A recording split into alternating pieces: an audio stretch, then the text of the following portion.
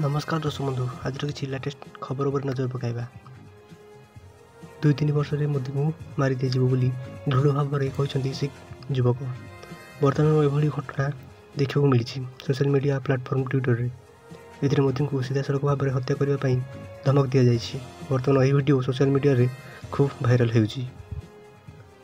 चाषी बड़ खबर, खेत में बोरिंग लगाइबा टंका देवे सरकार, करंतु आवेदन। सरकार तरफ आसला बड़ खबर। यही खबर देशर कोटी कोटी चाषी मुहरे हस फुटाइब। चाषी मैंने फसल को जलसेचन कर कौन असुविधार सम्मुखीन होगा सरकार योजना कर। पुणी इतिहास रचिले जयसवाल। राजकोट टेस्ट रे धुआंधार 2 शतक।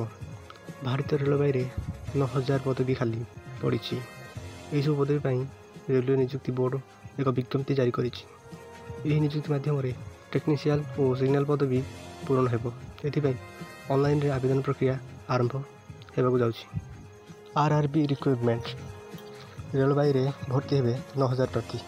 अधिक जानापी देखूँ जो मैंने रेलवे रे निजर क्यारियर करने को स्वप्न देखुं से एक सुवर्ण सुजोग।